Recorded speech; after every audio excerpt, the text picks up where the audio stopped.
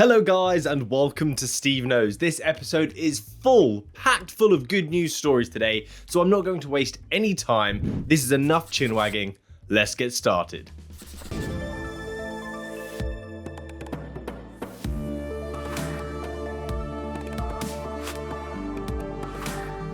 So, wireless PCVR lovers, those of you who are using an Oculus Quest and virtual desktop to play SteamVR, a new update is incoming from Guy Godin, the developer of virtual desktop, and it includes something called phase sync support.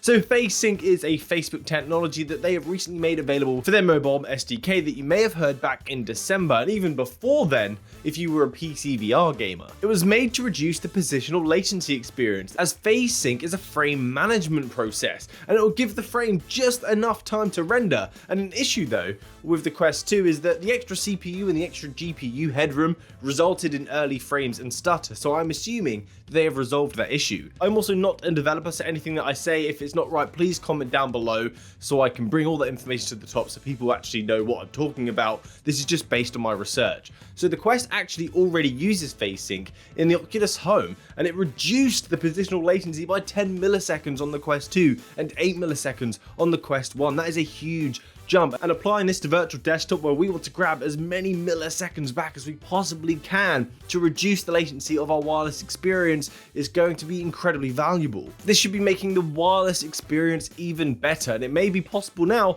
to play Beat Saber on Expert Plus on virtual desktop. Especially if you're playing games at 120 Hz, this is going to be super immersive and your movements are going to match what you're going to see in game even closer. To use this feature, you will have to enable the beta channel with virtual desktop, which you can do via your mobile application or the desktop app. And I wonder if Oculus are already using phase sync for the Air Link, because the latency was surprisingly good. Even though the stats didn't say it was, the actual feeling of it felt really good. So I wonder if they're already using this. And now, what?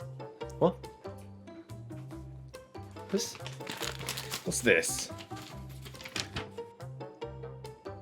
What? Really? Yes, guys, we have Boneworks news. Finally, why has it taken so long? So it seems we've got a little bit of news since the developer Brandon teased us on Twitter. He put a tweet out talking about the next game that Stress Level Zero aimed to release, and UploadVR did reach out to that company, Stress Level Zero, and they confirmed that this game they're talking about is the Boneworks spin-off for the Oculus Quest. It's been so long since we heard anything about this, and he said, progress update on showing the next game. We're playing through builds of what we intend to show/film daily. The frame rate is around 90% of the way there. It does need some sound, sequence, and some polish, and fixing of some bugs. I have spent an hour messing around with 3 bodies on an escalator last night. I am so excited. I'm kind of lost for words. I'm really interested in how they've implemented the physics in this game, because the level of detail of the physics in Boneworks was incredible, and this is a Quest title, but like the power isn't there. So I'm interested to see how they've solved that, if they even have solved that. So they should be showing us some gameplay very, very soon, they said. So I'm over the moon. Next, we have some new Beat Saber tracks. There is a mixtape. Instead of normally you just kind of get one style in a song pack, it's just one artist. This time it's a mix of them. So there's a bit of something for everyone in this. It is $10, which is around £8, or you can get each individual song for $2 each. But in the pack, you're going to get 7 songs in the Interscope mixtape pack. The track list consists of Kendrick Lamar, DNA, LMFAO, the Party Rock Anthem, which is like over a decade old now, wow. The Pussycat Dolls, Don't Ya? Limp Bizkit, Keep Rollin', Rollin', Rollin', Rollin'. Maroon 5, Sugar, and Gwen Stefani featuring Akon with Sweet Escape. And a song that it's a guilty pleasure of mine, is Counting Stars by One Republic. I do enjoy that. And more songs, always a great reason to jump back into Beat Saber and keep things fresh and exciting. Okay guys, now if you have a PlayStation VR and it's just been neglected, this is the perfect time to get that headset out of the cupboard, blow off those cobwebs, as Star Wars Squadrons is releasing as a free game for PlayStation Plus members. And this is worth getting just a month's membership just to play this title. So you're going to be able to claim this game from the 1st of June to July the 5th. You have to play this game with a joypad anyway on PC, so you don't have to worry about dodgy tracking with the PlayStation VR using the Move controllers. It just has to track your head movements. So you can sit down as well, because you can sit in a cockpit of a TIE fighter or an X-Wing and enjoy one of the most epic VR experience. Playing this game, when I put the headset on and I sat in that cockpit, it was another wow moment for VR. There's not many of those, and this definitely was one of those moments. It has a single player campaign which has some real intense high octane moments for you Star Wars fans, and it also has a multiplayer mode as well, so you can go online and face off against some friends. Epic Games announced this week that the Unreal Engine 5, of which we have seen some just jaw-dropping demo work with this engine. It's been incredible. So this is now available in early access, and it includes some templates for virtual reality projects that are to be built upon OpenXR, which OpenXR, of course, we're in favor of this. It creates device agnostic applications, which is good for all. Some of the biggest features in Unreal 5 though are not yet VR supported, such as the lumen lighting and the nanite meshing, but they did provide us with some GIFs showing the template, showing a basic environment, a simple location, and interactions that are all ready to go. They have said though that development with this is not ready for production, but it has been made accessible for developers to get a feel, to start fiddling, get ready for its full release early 2022. So I'm really excited for the next few years to do with virtual reality software. We've seen such huge growth in VR and huge, massive reliance on the Unity engine and the Unreal engine. It's just been insane. So it's really good to see these companies take virtual reality seriously, put in the time and effort to make the development process more streamlined. Because virtual reality is growing, there's not much money to be made here in software yet, although there are a few exceptions. So making it easy, nice and easy for developers to make great games is super key and vitally important for the future of virtual reality gaming. I love it when these fitness games, they roll out updates to add some change to the normal game. It makes it a bit different, because when you're playing these virtual reality fitness games over and over again, day in and day out, it just becomes boring.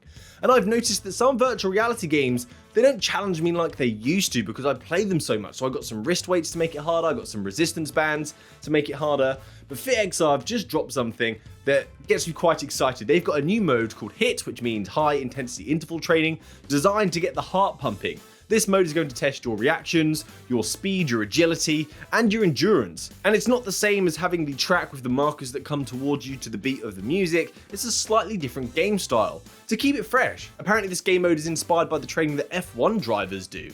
So you have 3 introductory classes that are available for free for you to enjoy, but if you're new to virtual reality and you didn't buy FitXR when it first came out, you are going to have to deal with a subscription service around $10 a month, which is just so annoying. Why? Can we just take a moment and give Big Box a round of applause? So they just recently tweeted out a new game update coming soon that brings a new game mode to Population 1 that's going to help with this divide of people that are hating on battle royales and like fast-paced shooters. So they're going to bring Team Deathmatch to Population 1, meaning it's not a try and die, you have one life and that's it. It's a die, respawn, play again and again, a lot more fast paced. It's going to be the first team to reach 30 kills wins. Okay, a little quick one now. The Zuck himself let one slip, and I don't mean a fart. He left a comment on a Facebook thread to a reporter at the Washington Post talking about what games he's playing and what he enjoys, and he said that he's playing a lot of Onward at the moment and he was excited for Onward 2. And we're like, Onward 2? Wait, what? Onward 1 is still in early access, Zuck. This is crazy. So does this mean that a sequel is coming for Onward 2, or does it mean he's excited for a sequel because he likes the first game so much? I don't know. But he also said there's going to be a surfer and a hydrofoil VR game coming as well. I don't know if this was an accidental slip or not. Please comment your thoughts down below. A new game coming to the Oculus Quest next week, and one that we've spoken about on the channel before, called Stones of Harlath. It's a role-playing game, and it's just hit the coming soon section of the Oculus Quest store, and it has a pre-order option, which is interesting. So I don't think I've ever seen that before, but there's a first time for everything. So the game has a retro vibe to it, which I love. So I'm going to have some like pixelated imagery, some pixelated enemies, very retro. And there's 25 different types of enemies for you to battle against as well. So there's plenty there. And you're going to be exploring 6 different dungeons, casting magical spells, and you'll have 12 different abilities to learn. These are all conjured up using actual gestures. And these abilities can assist you in battle, assist you with completing obstacles or completing puzzles. This was announced over a year ago now when I first heard about this, and I'm still excited now. It just looks like a fun, simple game that's just going to nurture the retro lover in me coming June the 3rd. And finally, a shout out to the Kia Institute, as they have a project goal to turn our webcams and our mobile phones into a full body tracking solution for just $100, which is way cheaper than the current alternative of having 4 Vive trackers plus the additional setup if you don't already have that. So they tweeted out saying, "We are developing software that allows anyone to use motion capture. No special equipment required, just the minimum requirements to have 2 webcams connected to a PC, as these webcams can be used for full body tracking in VR. Coming soon." So 2 cameras are needed, of course, for depth perception. This is going to help a little with occlusion, but not much, but it's just going to help with the depth to get the distance on how things are moving. And with this tweet was a video of someone in front of 2 webcams showcasing the full body tracking using these cameras. This reminds me of the Xbox Kinect, which isn't new technology, so why has it taken so long to get to this point? Why was this not a viable solution before? I'm genuinely curious. If you know, please comment down below. So that's it from me today, guys. Thanks for watching to the end of the video, getting caught up on the latest and greatest in the virtual reality space. If you're new here, please subscribe to the channel. And if you've been here before, I'd really appreciate if you check if you'd been unsubscribed, because apparently YouTube has been unsubscribing some of you guys. And, you know, damn you, Tube. So hopefully I'll see you next time. Happy gaming, guys. Good day.